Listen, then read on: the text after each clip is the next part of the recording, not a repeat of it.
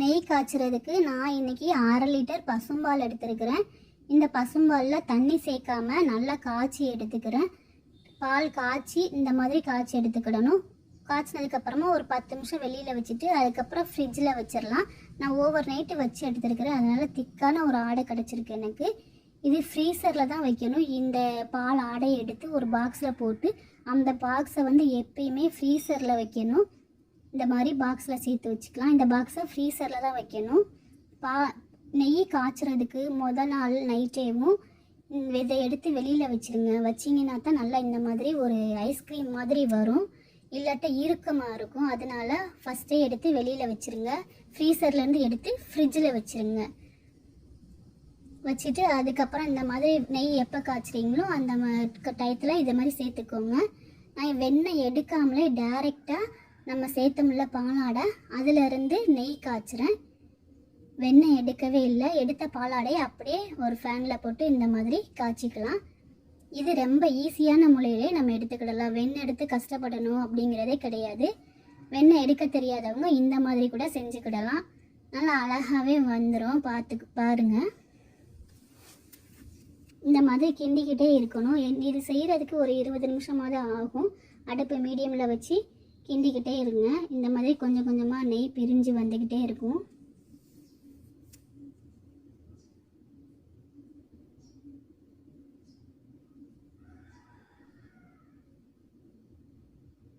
இப்போ கொஞ்சம் தெளிஞ்சு மேலே நெய் வந்திருக்கு பார்த்தீங்களா? இதே மாதிரி நம்ம கொஞ்சம் கொஞ்சமாக கிண்ட கிண்ட நெய் உருகி வர ஆரம்பிக்கும்.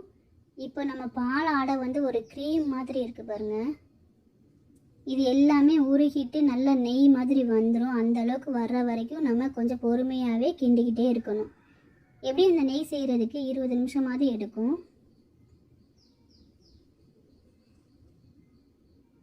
அப்போதைக்கு இப்போ கொஞ்சம் நெய் பிரிஞ்சு வந்திருக்கு. நெய் இந்த பார்க்கவே தெரியுதுங்களா? நல்லா மஞ்சள் கலரில் வந்திருக்கு பாருங்கள்.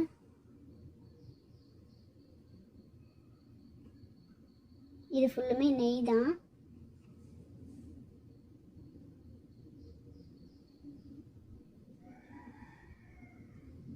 நம்ம கிண்ட கிண்ட நெய் உருகி வந்துக்கிறோம். அந்தளவுக்கு நல்லா சூப்பராக இருக்கும். இப்போ பாருங்கள், அப்போதைக்கு இப்போ கொஞ்சம் நல்லா உருகி வந்திருக்கு. நெய்யும் கலரும் பாருங்கள் எவ்வளோ மஞ்சள் நல்லா சூப்பராக இருக்குன்னு.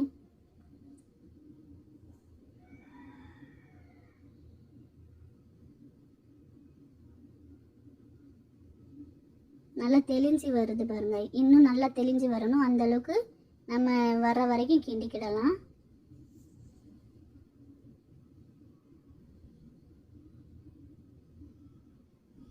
இப்போ ஓரளவுக்கு அந்த ஒயிட் கலர் ஃபுல்லுமே பால் ஃபுல்லுமே அடியில் தங்கிருச்சு. மேலே நல்லா மஞ்சள் கலரில் நெய் நல்லா தெளிஞ்சு வருது. இன்னும் ஒரு 5 நிமிஷத்தில் ரெடி ஆகிடும்.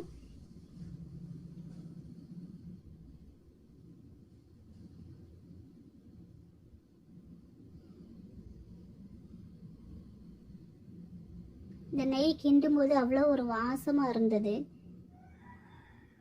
எவ்வளோ அழகாக இருக்குது பாருங்கள். கடையில் வாங்குகிறோம் இல்லையா, அதே மாதிரியே இருக்கும் நெய் காய்ச்சினதுக்கப்புறம் பார்க்கும்போதும்.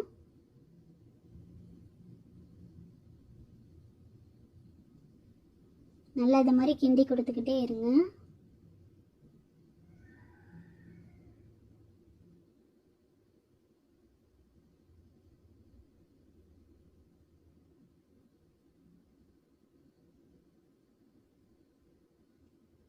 நான் வீடியோ கட் பண்ணாமல் தான் போட்டிருக்கிறேன். ஒவ்வொரு ஸ்டேஜ்லையும் எந்த மாதிரி வருதுன்னு தெரியறதுக்காக அப்படியே போட்டிருக்கிறேன்.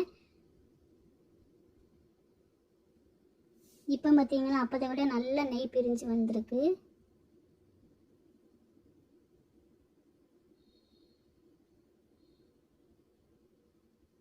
இதுக்கு அடுத்த ஸ்டேஜில் நெய் ஃபுல்லாகவே நல்லா உருகி வந்துடும்.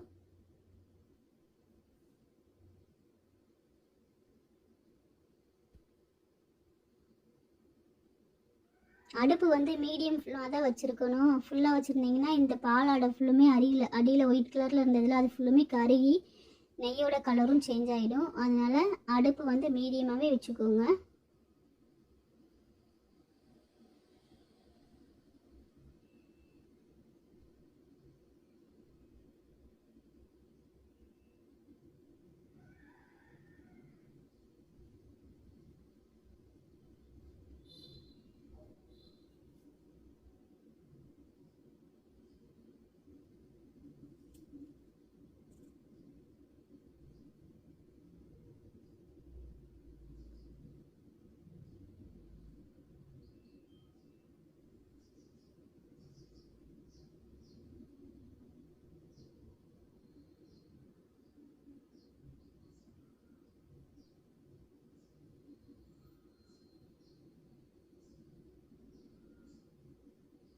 பாருங்கள் எவ்வளோ அழகாக நெய் தெளிஞ்சு வருதுன்னு. அவ்வளோதான், இந்த ஸ்டேஜில் ரெடி ஆயிடுச்சு. அடுப்பை ஆஃப் பண்ணிடலாம். ஆஃப் பண்ணிவிட்டு கீழே இறக்கி வச்சு ஒரு 10 நிமிஷம் ஆற விட்டுருங்க. ஆறுனதுக்கப்புறமா இந்த மாதிரி ஒரு வடிகரண்டி வச்சுட்டு நம்ம செஞ்ச நெய் எடுத்து வடிகட்டிக்கிடலாம். இந்த திப்பியாக இருக்குல்ல ஒயிட் கலரு, அது ஃபுல்லுமே வேஸ்ட் ஆக்கிடாதீங்க. அது நல்லா வடித்து எடுத்ததுக்கப்புறமா அதோட கொஞ்சம் தேங்காய் பூவும் சீனியும் போட்டு சாப்பிட்டிங்கன்னா புட்டு மாதிரியே இருக்கும். வேஸ்ட்டாக கீழே தூக்கி போட்டுறாதீங்க. பிள்ளைங்க நல்லா சாப்பிடுவாங்க. இந்த இது நல்ல ஒரு பால்கோவா டேஸ்ட்டில் இருக்கும். அதோட தேங்காய் பூவும் சீனியும் சேர்த்து கிண்டி கொடுங்க, நல்லாவே இருக்கும். பால்கோவா மாதிரி இருக்கும் டேஸ்ட்டு.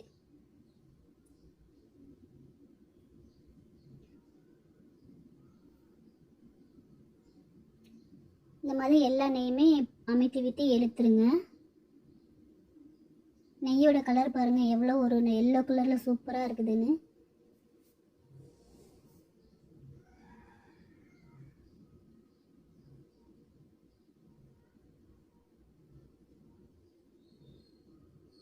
இந்த மீதம் உள்ள பால் நல்ல ஒரு பால்கோவா மாதிரியே இருக்குது பாருங்க. இப்போ பார்க்கலையும் அதோட தேங்காய் பூவும் சீனியும் போடும்போது இன்னும் டேஸ்ட்டு நல்லா இருக்கும். அதனால் வேஸ்ட் ஆக்கிடாதீங்க.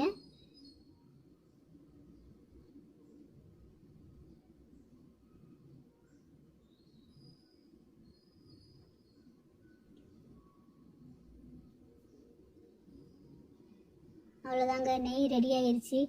இதே நான் ஃப்ரிட்ஜில் வச்சு ஒரு 2 மணி நேரம் வச்சு எடுத்துகிட்டு வந்திருக்கிறேன். இப்போ பாருங்கள் எப்படி இருக்குதுன்னு. நல்லா நம்ம கடையில் வாங்குவோம்ல, மணலாக இருக்குன்னு சொல்லுவாங்கள்ல, அதே மாதிரி இருக்குது பாருங்கள். எடுத்து அப்படியே விடும்போது எவ்வளோ அழகாக இருக்குதுன்னு பாருங்கள். இந்த வீடியோ உங்களுக்கு பிடிச்சிருந்ததுன்னா லைக் பண்ணி ஷேர் பண்ணுங்கள். யூஸ்ஃபுல்லாக இருந்துச்சுன்னு நினச்சிங்கன்னா சப்ஸ்கிரைப் பண்ணுங்கள்.